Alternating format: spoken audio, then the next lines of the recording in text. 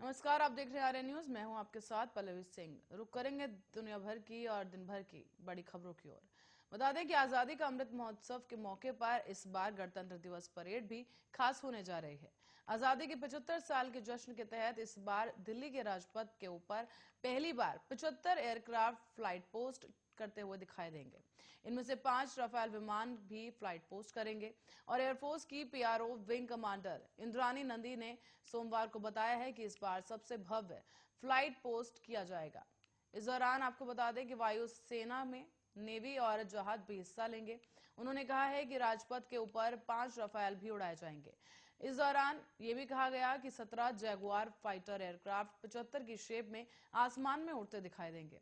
इसके अलावा MiG 29K और P-81 सर्विलेंस एयरक्राफ्ट भी आसमान में छाने की तैयारी कर रहे हैं।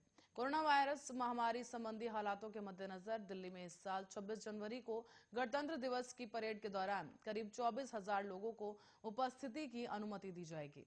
सूत्रों ने बताया है कि देश में वैश्विक महामारी की मार पड़ने से पहले 2020 में करीब 1.5 लाख लोगों को परेड के दौरान उपस्थित रहने की अनुमति हुआ करती थी। उन्होंने बताया है कि पिछले साल कोविड-19 के प्रकोप के बीच गणतंत्र दिवस परेड का आयोजन किया गया था और करीब 25,000 लोगों को इस दौरान उपस्थित रहने की अनुमति थी। सूत्रों ने यह भी बताया है कि पिछली बार की तरह इस बार भी वैश्विक महामारी के कारण मुख्य अतिथि के रूप में विदेश से किसी भी गणमान्य व्यक्ति को संभवतः आमंत्रित नहीं किया जाएगा।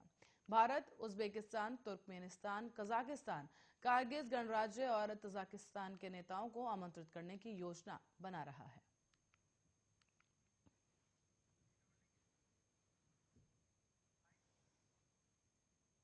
और उत्तर प्रदेश में चुनाव की घोषणा के बाद अब प्रदेश का राजनीतिक तापमान चरम पर है। एक तरफ जहां विपक्ष सरकार पर हमला बोल रहा है, तो वहीं सरकार की ओर से भी विपक्षी दलों पर पलटवार किया जा रहा है। इसी क्रम में प्रदेश के मुख्यमंत्री योगी आदित्यनाथ ने समाजवादी पार्टी का करारा प्रहार किया है। योगी आदित्यनाथ ने कहा कि समाजवादी पार्टी ने पेशेवर अपराधियों को टिकट देकर अपने वास्तविक चरित्र को दिखा दिया है। यह भी कहा गया कि पिछले 5 साल के दौरान हमारी सरकार ने भयमुक्त सरकार दिया है और अखिलेश यादव पर हमला बोलते हुए सीएम योगी ने कहा है कि कैराना से लेकर बुलंदशहर तक जो चचेरे समाजवादी पार्टी के सामने आए हैं, वो कैराना के व्यापारियों के पलायन के लिए जिम्मेदार हैं। मुजफ्फरनगर के दंगों के अपराधियों को और पेशेवर हिस्ट्री शीटर को अपना कैंडिडेट बनाकर समाजवादी पार्टी ने अपने वास्तविक चरित्र को एक बार फिर से राज्य की जनता के सामने पेश किया है। यह भी कहा गया कि कोविड प्रबंधन पूरे विश्व ने देखा कि वैज्ञानिकों ने कहा था कि सेकेंड वेव अधिक खतरनाक होगी, लेकिन सरकार ने जीवन और जान बचाई है। आज तीसरी लहर दस्तक दे चुकी है और मैं तीनों वेब के दौरान यहां आया हूं। प्रदेश में 5,500 से अधिक जगह पर जागरूकता कार्यक्रम चलाया जा रहा है। उन्होंने ये भी कहा कि गाजियाबाद में फर्स्ट डोज 98% लोगों को दी जा चुकी है। ऐसे में 69% लोगों को दूसरी डोज भी दी जा चुकी है। साथ ही सीएम योगी ने कहा कि 15 से 18 साल के किशोरों ने वैक्सीन लेने को लेकर उत्साह दिखाई दिया। सीएम योगी ने कहा कि वैक्सीन के खिलाफ कुछ लोगों ने दुष्प्रचार किया है और वहीं हर किसी ने स्वीकार करते हुए भारत की वैक्सीन को अच्छा बताया है। आज दुष्प्रचार करने वाले चारों खाने चित हैं।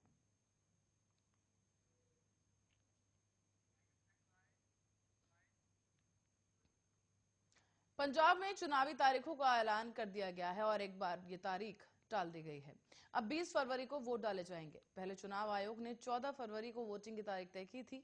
इसके बाद अब रविदास जयंती को देखते हुए अलग अलग राजनीतिक दलों ने चुनाव टालने की मांग की थी। इसको केंद्रीय चुनाव आयोग ने अब मान लिया है और वोटों की गिनती तय तारीख के मुताबिक 10 मार्च को ही की जाएगी। बता दें कि पंजाब के मुख्यमंत्री चरणजीत सिंह चन्नी, आम आदमी पार्टी, बीजेपी और अकाली दल ने चुनाव आयोग से चुनाव टालने की अपील की थी। इन लोगों का कहना था कि 16 फरवरी को श्री गुरु रविदास की जयंती है। इस मौके पर लाखों की संख्या में लोग बनारस जाते हैं। इसको ध्यान में रखते हुए चुनाव आयोग तारीख बदले। पत्र में अनुसूचित जाति वर्ग से आने वाले मुख्यमंत्री चन्नी ने कहा था कि राज्य में बहुसंख्यक आबादी 32% दलितों की है। 10 से 16 फरवरी तक राज्य में बड़ी संख्या में अनुसूचित जाति के श्रद्धालुओं के उत्तर प्रदेश के बनारस जाने की संभावना है। ऐसे में इस समुदाय के कई लोग राज्य विधानसभा चुनाव में वोट नहीं डाल पाएंगे। गुरु रविदास की जयंती 16 फरवरी को है और पूर्व मुख्यमंत्री अमरिंदर सिंह के नेतृत्व वाली पंजाब लोक कांग्रेस ने भी चुनाव को एक सप्ताह के लिए टालने की मांग का समर्थन किया है। सूत्रों के मुताबिक मांग को देखते हुए चुनाव आयोग की पंजाब में मतदान की तारीख बढ़ाने के मुद्दे पर आज एक अहम बैठक भी हुई। इस बैठक में चुनाव की तारीखें बदलने का फैसला किया गया।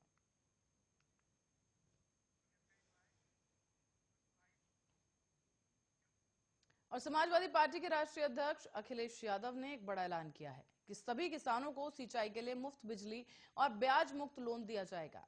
राजधानी लखनऊ में एक प्रेस वार्ता के दौरान पूर्व सीएम ने कहा है कि किसानों के लिए बीमा और पेंशन का भी इंतजाम किया जाएगा। इस ऐलान से पहले अखिलेश ने अन्न हाथ में लेकर संकल्प लेकर बीजेपी को हटाने की किसानों से अपील की। उन्होंने कहा, हम सभी संकल्प लेते हैं कि किसानों पर अन्याय करने वालों को हराएंगे और हटाएंगे। सपा ने कहा कि सपा अपने घोषणा पत्र में सभी फसलों के लिए एमएसपी और गन्ना किसानों को 15 दिन में भुगतान सुनिश्चित करेंगे। 300 यूनिट फ्री बिजली देने का संकल्प पूरा किया जाएगा और ब्याज मुक्त लोन और बीमा भी किसानों को देंगे। इसको हम कैसे करेंगे, इसकी पूरी जानकारी हम घोषणा पत्र में देंगे। अखिलेश ने कहा कि भाजपा द्वारा घोषणा पत्र घोषित किए जाने से सपा अपना घोषणा पत्र जारी करेगी। अखिलेश ने कहा है कि किसान नेताओं और किसानों को संघर्ष करने के लिए धन्यवाद देना चाहता हूं। बीजेपी ने वोट के लिए 3 कृषि कानून वापस लिए। हम किसानों पर अन्याय करने वालों को हटाने का संकल्प ले रहे हैं। सपा नेता ने आरोप लगाया है कि भारतीय जनता पार्टी के नेता आचार संहिता का उल्लंघन कर रहे हैं। चंद्रशेखर से जुड़े एक सवाल पर अखिलेश ने कहा कि जब 2 सीटें दी गई तो उन्होंने स्वीकार कर लिया, लेकिन फिर पता नहीं क्या हुआ, उन्होंने इनकार कर दिया। ऐसे में सपा का क्या दोष है? उन्होंने कहा कि छुट्टा जानवरों के चलते सबसे ज्यादा जान यूपी में गई है। और सामाजिक कार्यकर्ता और सपा संरक्षक मुलायम सिंह यादव की छोटी बहू अपर्णा यादव के भाजपा में शामिल होने की अटकलों के बीच शिवपाल सिंह यादव ने उन्हें नसीहत दे डाली है कि अपर्णा अभी सपा में ही रहना चाहिए, उन्हें पार्टी के लिए काम करना चाहिए, फिर टिकट की उम्मीद करनी चाहिए। बीते कई दिनों से अपर्णा में भाजपा में शामिल होने के कयास लगाए जा रहे हैं। तो वहीं आपको बताते चलें कि 2017 में सपा के टिकट पर लखनऊ कैंट सीट से वो चुनाव लड़ चुके हैं। हालांकि उन्हें जीत नहीं मिली। इसके बाद भी समय समय पर उनके भाजपा में जाने की बात कही जाने लगी, पर कई बार वो खुद भी इस खबर का खंडन कर चुके हैं। इस पर अब शिवपाल सिंह यादव ने कहा है कि उन्हें सपा में ही रहने और पार्टी में काम करने की नसीहत दी है। शिवपाल ने कहा कि स्पष्ट कर दिया गया कि वो अपने प्रत्याशी समाजवादी पार्टी के सिंबल पर ही उतारेंगे, उनके प्रत्याशियों को कोई अलग सिंबल नहीं होगा। साथ ही ये भी कहा गया कि 2022 में सपा की सरकार बनेगी और अखिलेश यादव प्रदेश के मुख्यमंत्री होंगे।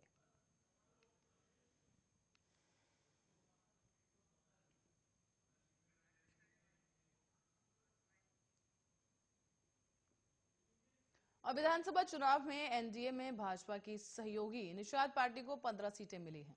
रविवार को प्रदेश भाजपा अध्यक्ष स्वतंत्र देव सिंह और चुनाव सह प्रभारी अनुराग ठाकुर से मुलाकात के बाद निषाद पार्टी के अध्यक्ष संजय निषाद ने उन्हें गठबंधन में 15 सीटें मिलने की घोषणा की। संजय ने बताया है कि गोरखपुर, कुशीनगर, महाराजगंज, बलिया, संत कबीर नगर, आजमगढ़, अंबेडकर नगर, सुल्तानपुर, फैजाबाद, जौनपुर, गाजीपुर, चंदौली, भदोही, इलाहाबाद और मिर्जापुर जिले में निषाद पार्टी के उम्मीदवार उतारे जाएंगे। ये भी कहा गया कि बदली चुनावी स्थितियों में वो कुछ सीटें बदलना चाहते हैं। साथ ही उनकी पार्टी केवल सीट पर नहीं बल्कि जीत पर ध्यान दे रही है। साथ ही आपको बताते चलें कि उन्होंने कहा है कि 2017 में पीस पार्टी के साथ गठबंधन करके 100 सीटों पर उम्मीदवार उतारे थे और पार्टी के डिजिटल प्लेटफॉर्म और सोशल मीडिया पर भी प्रचार प्रसार की तैयारी की है। इस बार प्रत्याशी चयन में उनकी छवि और पृष्ठभूमि का भी ध्यान रखा जाएगा। उधर भाजपा के सूत्रों का यह कहना है कि सोमवार को दिल्ली में केंद्रीय गृह मंत्री अमित शाह की मौजूदगी में भाजपा के सहयोगी दल निषाद पार्टी और अपना दल के साथ होने वाली बैठक के बाद सीटों का ऐलान किया जाएगा।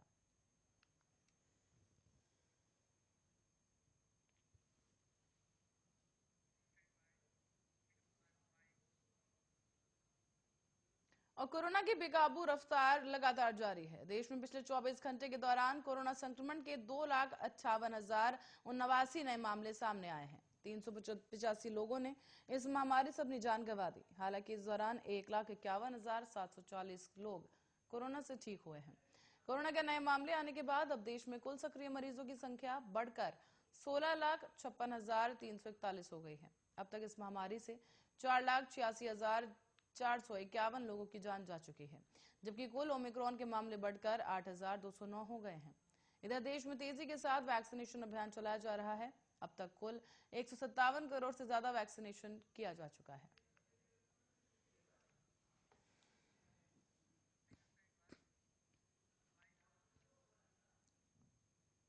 और देश की राजधानी दिल्ली में रविवार को कोरोना वायरस संक्रमण के 18,286 नए मामले सामने आए हैं। 28 रोगियों की मौत हो गई और इसके अलावा संक्रमण दर गिरावट के साथ 27.87% रही है, जो कि एक दिन पहले 30.64% थी। दिल्ली में शनिवार को संक्रमण के 20,718 नए मामले सामने आए थे। 30 रोगियों की मौत हो गई थी। शनिवार को दिल्ली में केवल 65,621 नमूनों की कोविड-19 जांच की गई। शुक्रवार को 67,624 मामले सामने आए, जबकि 79,578 जांच की गई थी। दिल्ली के स्वास्थ्य मंत्री सत्येंद्र जैन ने भी राष्ट्रीय राजधानी में कोविड-19 की कथित कम जांच की चिंताओं को दूर करने की कोशिश की और इसके तहत यह दावा किया गया कि यहां पर आईसीएमआर की सिफारिश से 3 गुना अधिक नमूनों की जांच की जा रही है। केंद्र सरकार के नए दिशा निर्देश के मुताबिक बिना लक्षण वाले लोगों को जांच कराने की जरूरत नहीं है। साथ ही प्रयोगशाला की जांच में कोरोना वायरस से संक्रमित पाए गए व्यक्तियों के संपर्क में आए लोगों को तब तक जांच कराने की जरूरत नहीं है जब तक उन्हें कोई सहरूणता नहीं है या फिर उनकी उम्र 60 साल से अधिक ना हो। सत्येंद्र जैन ने कहा है कि जांच के बारे में ये नए दिशा निर्देश सोच समझकर जारी किए गए हैं।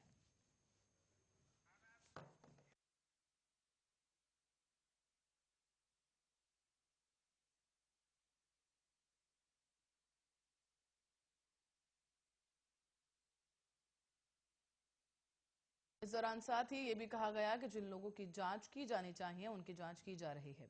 सत्येंद्र जैन ने आगे बताया कि दिल्ली सरकार की पाबंदियों ने कोविड-19 के प्रसार को प्रभावित किया है। हम पाबंदियों की समीक्षा करने से पहले 3-4 दिनों तक स्थिति की निगरानी करेंगे। महामारी फैलने के बाद से दिल्ली में एक दिन में संक्रमण के सबसे ज्यादा मामले गुरुवार को सामने आए थे।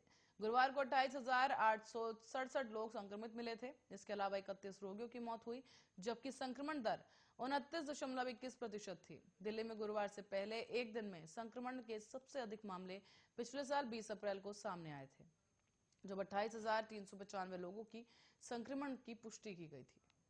और राजस्थान की अशोक गहलोत सरकार ने अलवर गैंगरेप मामले में जांच के मामले को लेकर एक बड़ा फैसला किया है। अब जांच केंद्रीय जांच ब्यूरो को सौंपने का फैसला यहां पर किया गया है और रविवार को मुख्यमंत्री अशोक गहलोत की अध्यक्षता में एक उच्च स्तरीय बैठक हुई, जिसके बाद यह फैसला लिया गया।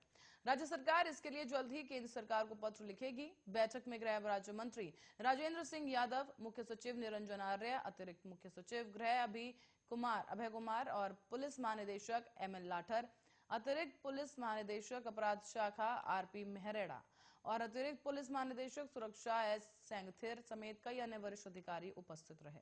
इस बैठक में पहले शनिवार को सीएम अशोक गहलोत ने शनिवार को कहा था कि राज्य सरकार अलवर जिले में मानसिक रूप से एक कमजोर किशोरी के बदहाल और घायल अवस्था में मिलने से उस विषय में पीड़ित के परिजनों की इच्छा के मुताबिक शहर के बाहर के एक पुलिस अधिकारी, अपराध शाखा, एसओजी या जैसे भी किसी भी एजेंसी को जांच कराने के लिए जिससे वो तैयार है। ऐसे में राजस्थान के अलवर में 12 जनवरी को एक 15 साल की मंदबुद्धि लड़की के साथ रेप और दरिंदगी की वारदात हुई। अज्ञात बदमाशों ने मंदबुद्धि लड़की के साथ हैवानियत की सभी हदें पार करते हुए उसे अलवर शहर के तिजारा पुलिया पर पटक दिया। स्थानीय लोगों को पीड़िता बेहोश की हालत में मिली थी, जिसके बाद उन्होंने उसकी जानकारी पुलिस को दी और आगे की कार्रवाई जारी। और दुनिया के नंबर 1 टेनिस खिलाड़ी नोवाक जोकोविच अदालत में निर्वासन के आदेश को चुनौती देने वाली अपील खारिज होने के बाद रविवार शाम को ऑस्ट्रेलिया से रवाना हो गए हैं। दरअसल फेडरल कोर्ट ने 3 जजों ने रविवार को सर्बिया के 34 वर्षीय खिलाड़ी के वीजा को कोविड-19 के लिए टीकाकरण नहीं कराने के कारण जनहित के आधार पर रद्द करने के आव्रजन मंत्री एलेक्स हॉक ने शुक्रवार को लिए गए इस फैसले को बरकरार रखा है। इसके तुरंत बाद ही जोकोविच ने कहा कि इस फैसले से वो बहुत निराश है, लेकिन इसका सम्मान करते हैं। ऑस्ट्रेलियाई मीडिया की रिपोर्ट के अनुसार जोकोविच को मेलबर्न हवाई अड्डे पर पहुंचते ही देखा गया था। वो एमिरेट्स फ्लाइट से दुबई के लिए रवाना हुए, जहां पर वो ऑस्ट्रेलिया पहुंचे थे। और जोकोविच ने कहा है कि मैं वीजा रद्द करने के मंत्री के फैसले की न्यायिक समीक्षा के लिए किए गए मेरे आवेदन को खारिज करने के अदालत के निर्णय से बेहद निराश हूं। इसका अर्थ ये निकलता है कि ऑस्ट्रेलिया में नहीं रह सकता और ऑस्ट्रेलियाई ओपन में भाग नहीं ले सकता हूं। उन्होंने ये भी कहा कि मैं अदालत के फैसले का सम्मान करता हूं और देश से अपनी वापसी को लेकर संबंधित अधिकारियों के साथ सहयोग करूंगा। जोकोविच ने आगे बताया है कि 6 जनवरी को मेलबर्न पहुंचने पर पहली बार उनका वीजा रद्द किए जाने के बाद सभी का उन पर ध्यान था। जिसके बाद से वो असहज महसूस कर रहे थे और उन्होंने कहा कि मुझे उम्मीद है कि अब सभी का ध्यान उस खेल और टूर्नामेंट पर केंद्रित होगा जिसे मैं प्यार करता हूं। टेनिस ऑस्ट्रेलिया ने कहा है कि वो फेडरल कोर्ट के फैसले का सम्मान करते हैं और साथ ही कहा कि हम एक प्रतिस्पर्धी और रोमांच ऑस्ट्रेलियाई ओपन 2022 के लिए तैयार हैं और सभी खिलाड़ियों को शुभकामनाएं देता हूं।